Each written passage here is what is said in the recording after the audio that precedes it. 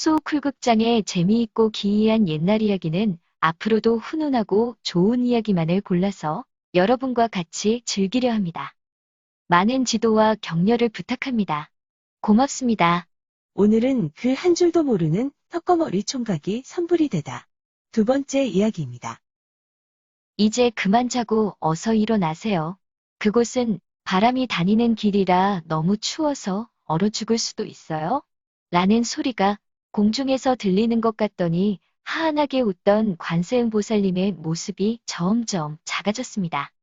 작아지고 작아지고 점점 작아지더니 마침내는 하나의 점이 되었습니다.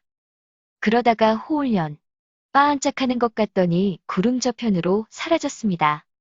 병석은 깜짝 놀라 벌떡 일어나다가 갑자기 들리는 쿵 하는 소리에 천지가 새까맣고 하늘이 노래졌습니다. 이게 무슨 일인가? 하고 보니 좁은 바위 틈에서 무심결에 일어나다가 천장에 있는 돌팍에다 머리통을 박은 것이었습니다.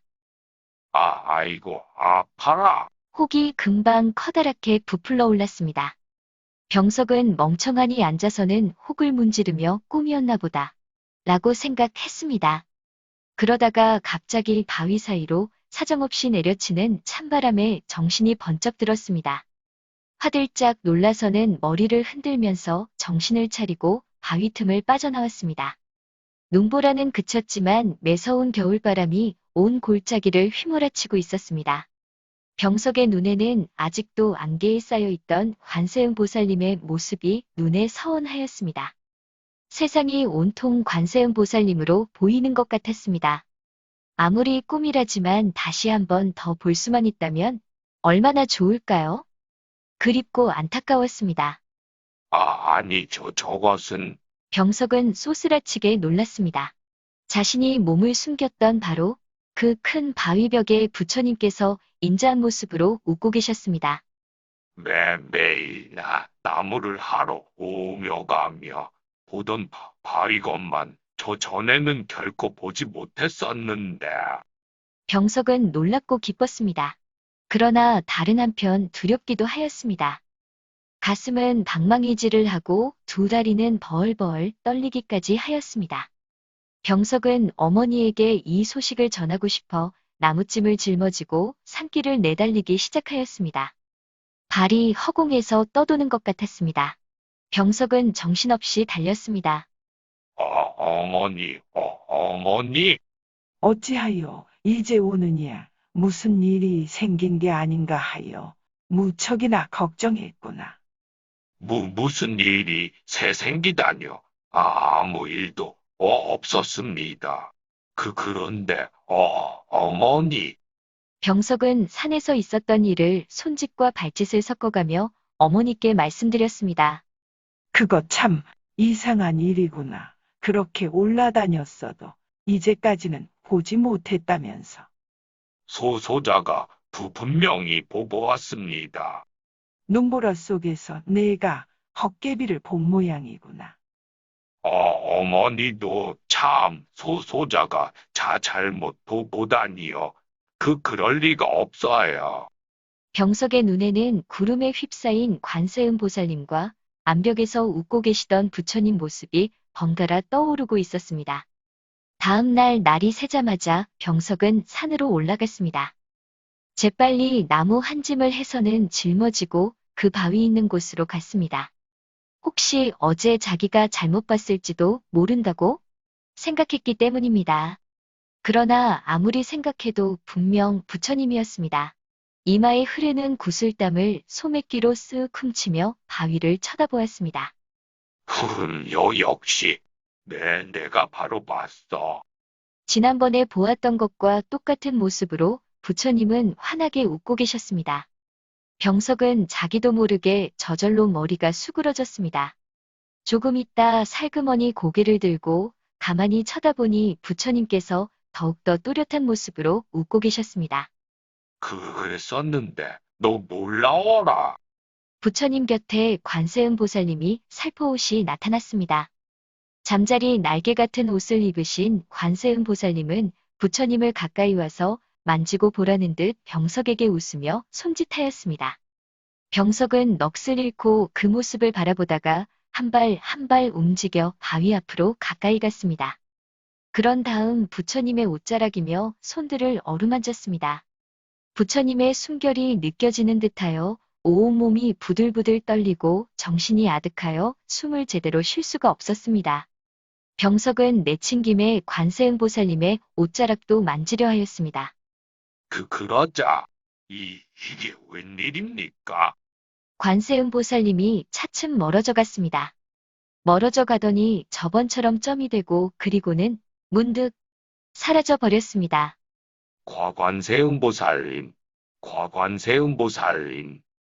관세음보살님을 부르다가 이상한 생각이 들어 고개를 들고 쳐다보니 바위에 있던 부처님도 모습이 점점 흐려지더니 마침내는 보이지 않았습니다.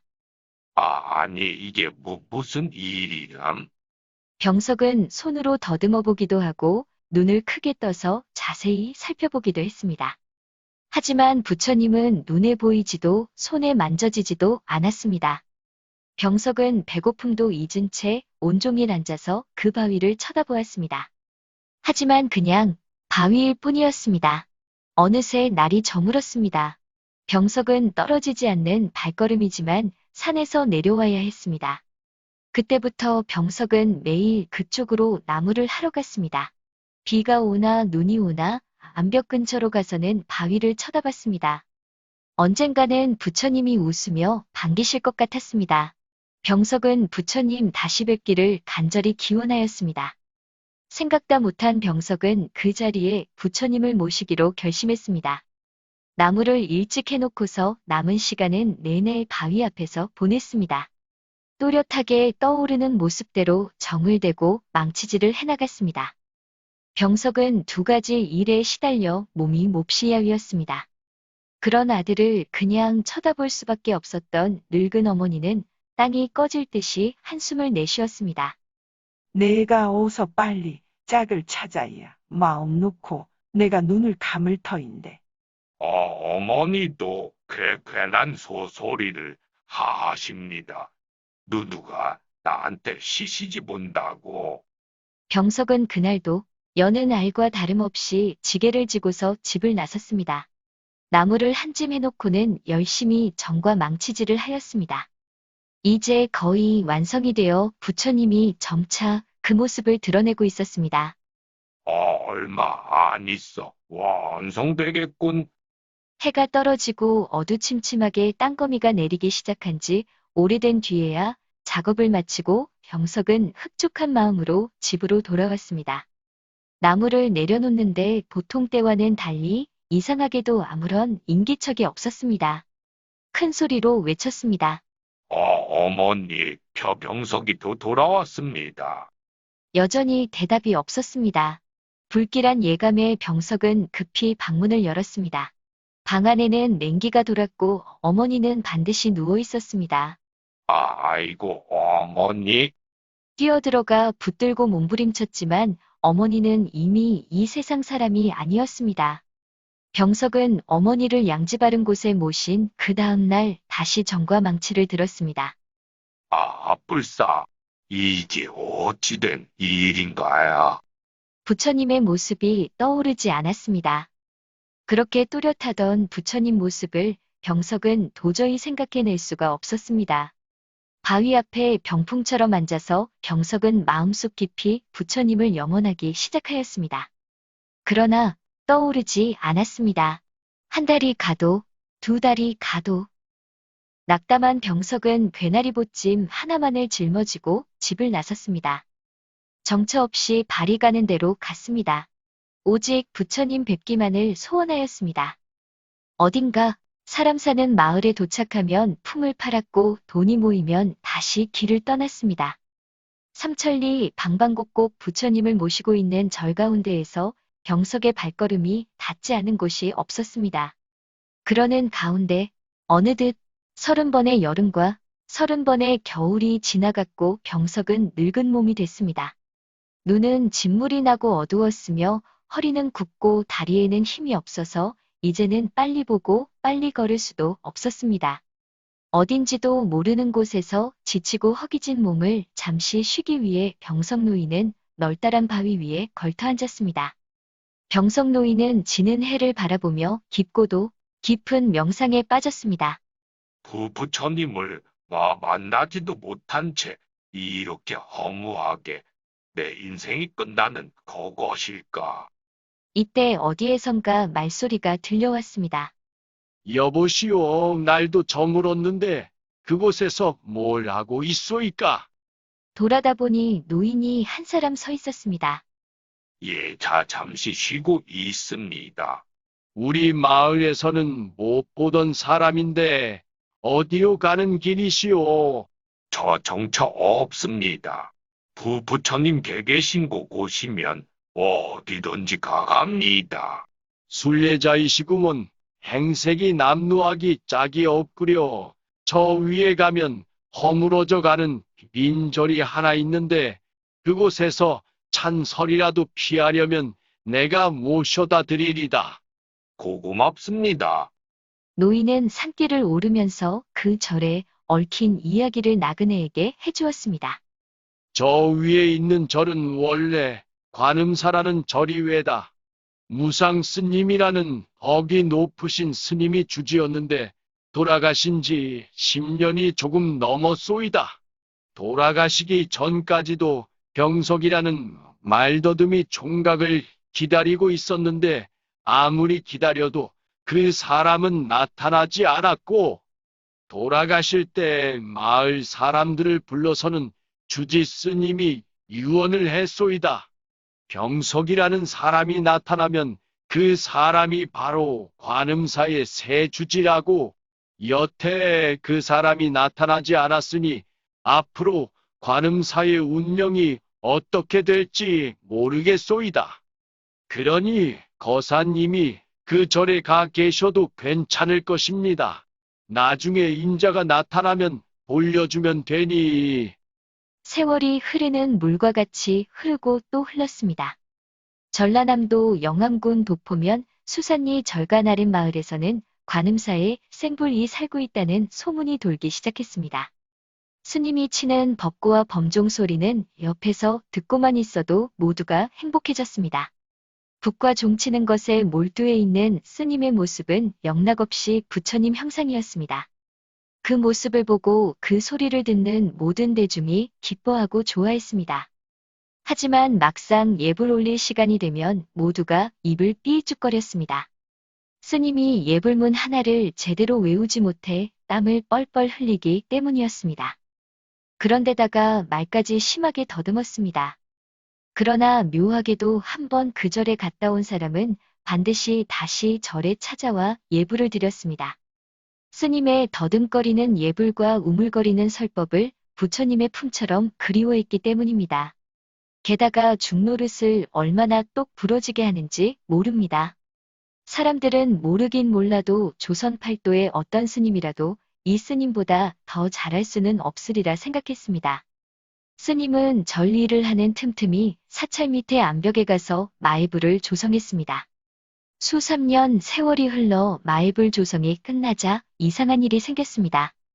부처님이 누구에게는 보이고 누구에게는 보이지 않았기 때문입니다. 더 재미있는 것은 어제는 보였다가도 오늘은 보이지 않을 때가 있고 어제는 보이지 않았다가도 오늘은 보일 때가 있기 때문입니다. 스님에게 그 이유를 물으면 그냥 활짝 웃었습니다. 그때부터 스님의 벼로가 그냥 우치요 스님이 되었습니다. 이후 사람들은 생불이 있다 하여 그 절을 선불사라 부르고 선불사 아랫마을은 부처가 사는 곳이라고 하여 선불마을이라고 불렀습니다. 먼 옛날 이름 없는 비구니가 지은 선시 한 편을 보탤게요. 온종일 봄을 찾아도 찾지 못하고 돌아와. 집신이 다 닳도록 언덕 위에 구름 따라다녔네. 돌아와 우연히 매화나무 밑을 지나는데 봄은 이미 매화나무 가지 위에 한껏 와 있었네. 용어 해설입니다. 헛개비는 없는 데 있는 것처럼 또는 다른 것처럼 보이는 물체를 말합니다. 정은 돌에 구멍을 뚫거나 돌을 쪼아서 다듬는 쇠로 만든 끝이 뾰족한 연장입니다. 괴나리 보찜은 걸어서 먼 길을 떠날 때 보자기에 싸서 어깨에 매는 작은 짐을 말합니다. 생불은 살아있는 부처라는 뜻입니다. 덕행이 높은 승려를 이르는 말이기도 합니다.